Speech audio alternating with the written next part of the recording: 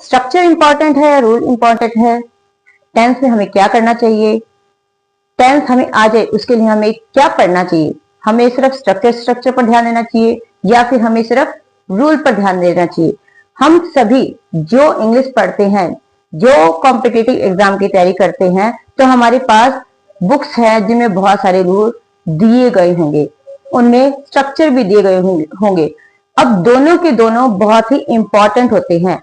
अगर हमारी इंग्लिश बहुत ज्यादा वीक है, हमें सेंटेंस बनाना ही नहीं आता, तो उस केस में हमारे लिए सबसे इंपॉर्टेंट जो पार्ट बनता है वो है स्ट्रक्चर।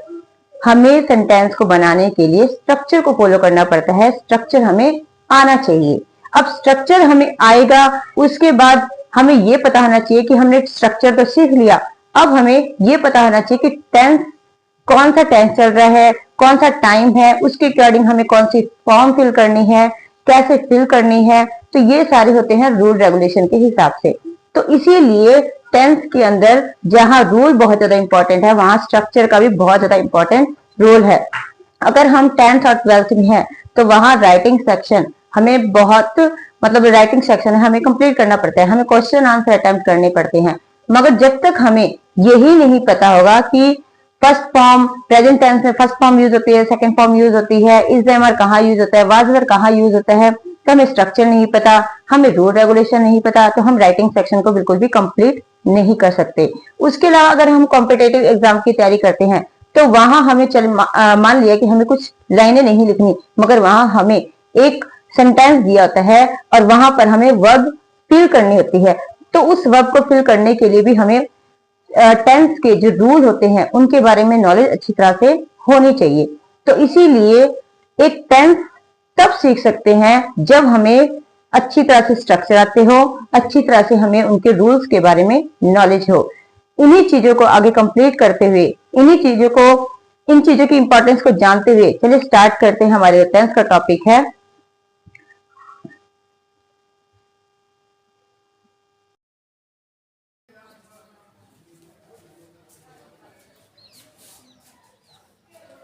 चलिए अब स्टार्ट करते हैं हमारा जो टेंस का जो टॉपिक है।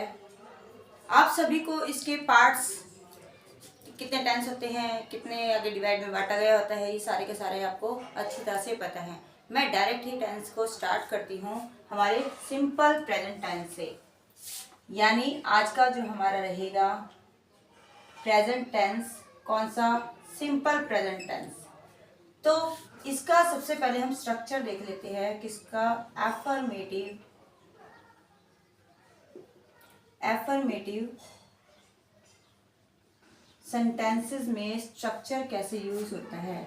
सबसे पहले सब्जेक्ट होगा, फिर वर्ब होगी, फिर ऑब्जेक्ट होगा।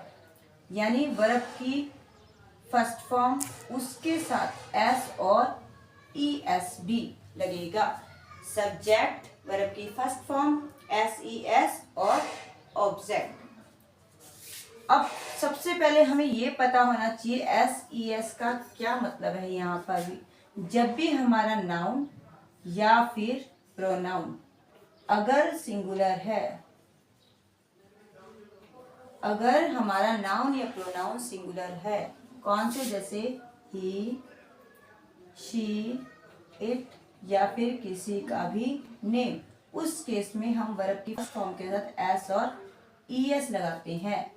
अगर हमारा नाउन या फिर प्रोनाउन प्लूरल है, जैसे आई, वी, यू, दे, उस केस में हम सिर्फ वर्ब की फर्स्ट फॉर्म लगाते हैं। चलिए फिर आगे इसे कंप्लीट करते हैं। मैं स्ट्रक्चर लिखती हूँ, जैसे रोहन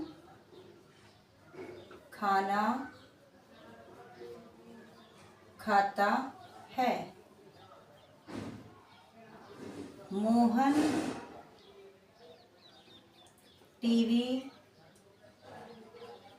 देखता है, बच्चे क्रिकेट खेलते हैं। हमने 3 एग्जाम्पल लिए हैं, अब इनको हम स्ट्रक्चर के साथ कंप्लीट करते हैं। सब्जेक्ट हमारा रोहन, काम क्या हो रहा है, ईटिंग, क्या है, ईट, रोहन ईट। अब रोहन कैसा है, सिंगुलर है, तो हम क्या लगाएंगे, Yeats, Rohan Yeats.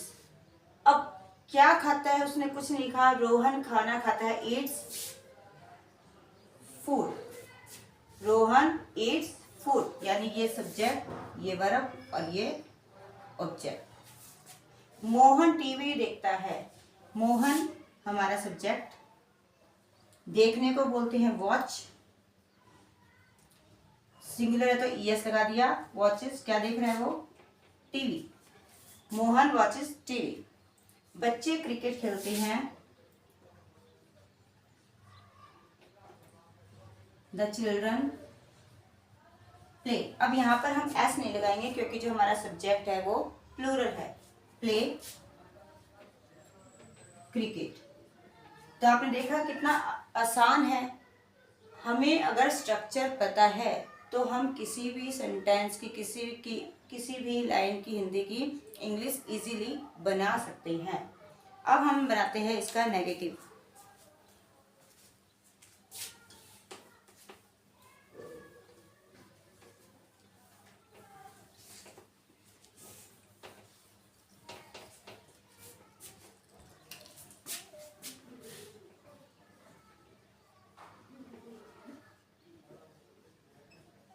Negative sentences के लिए जो स्ट्रक्चर चाहिए, हमें क्या चाहिए, सब्जेक्ट। अब यहाँ पर हमें नेगेटिव बनाने के लिए हेल्पिंग वर्ब की जरूरत पड़ती है। हेल्पिंग वर्ब के लिए हमारे पास डू और डज, फिर होगा नॉट, फिर वर्ब की फर्स्ट फॉर्म और ऑब्जेक्ट। फिर वही सेम बात, अगर हमारा नाउन या फिर प्रोनाउन सिंगुलर है उस केस में हम यूज करेंगे डज। अगर हमारा नाउन या प्रोनाउन प्लूरल है तो हम यूज करेंगे डू। मोहन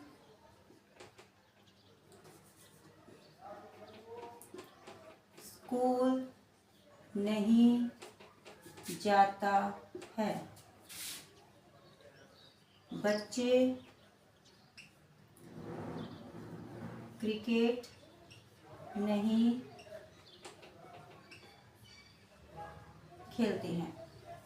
मोहन सब्जेक्ट, मोहन क्या आएगा, सिंगुलर है तो यहाँ पर डज। फिर नॉट, क्या नहीं, जाने के लिए go to school, Mohan does not go to school. बच्चे हैं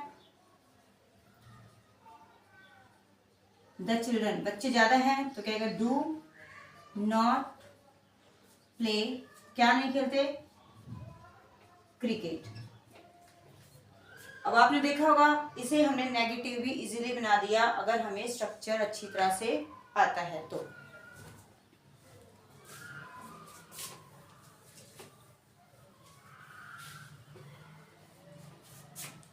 उसके बाद नेक्स्ट है इंटेरोगेटिव सेंटेंसेस। इंटेरोगेटिव सेंटेंसेस के लिए सबसे पहले हमें क्या चाहिए, सबसे पहले हमारी हेल्पिंग वर्ब डू या डज, फिर सब्जेक्ट होना चाहिए, उसके बाद वर्ब होनी चाहिए, फिर ऑब्जेक्ट होना चाहिए, लास्ट में साइन। तो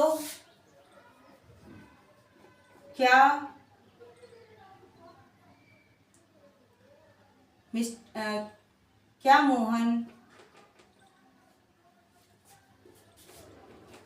मोहन स्कूल जाता है,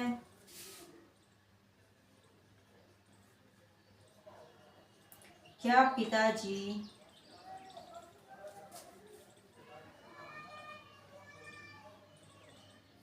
फिल्म देखते हैं। यानी अब हमें इंटेरोगेटिव सेंटेंसेस बनाना है।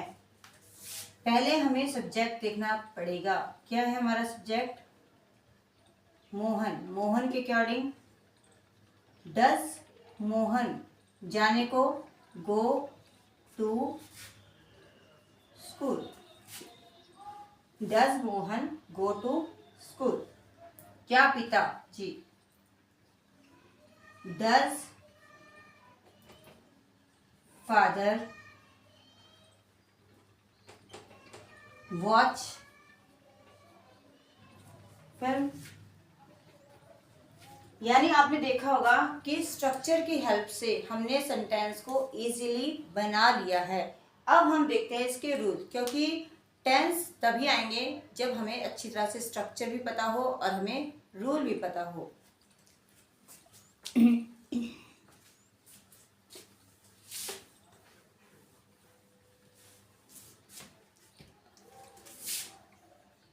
अब रूल क्या है सिंपल प्रेजेंट टेंस के।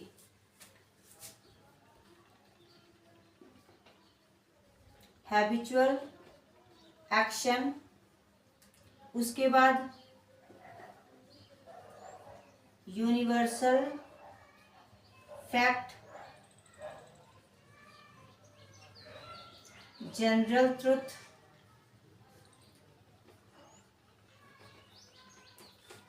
साइंटिफिक फैक्ट या कोई भी other fact.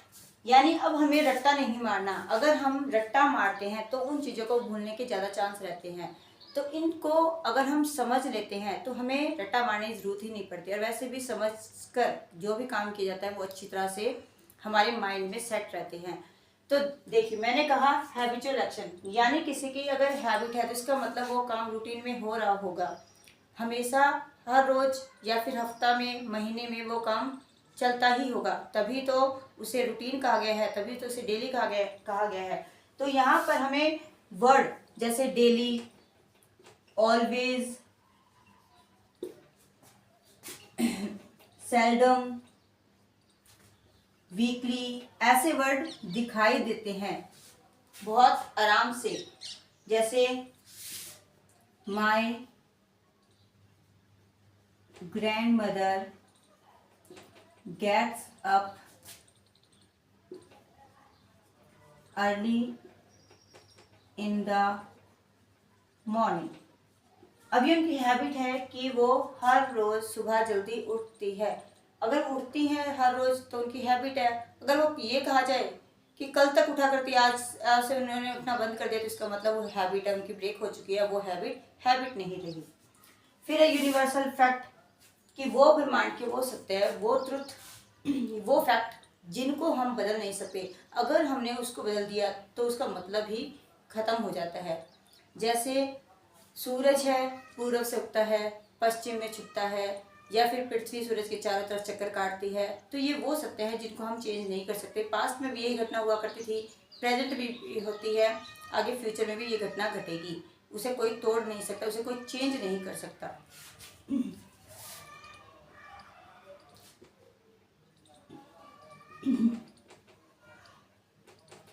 The earth revolves around the sun. The sun sets in the west. The earth, अब देखिए यहाँ वर्ब की फर्स्ट फॉर्म के साथ एस और ईएस लगाया है क्योंकि अर्थ सिंगुलर है।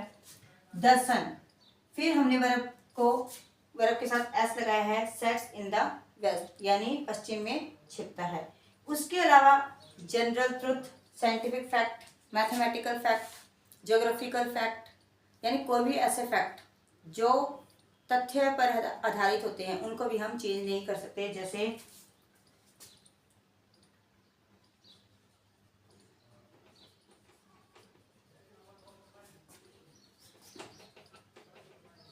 Oil flows on the water.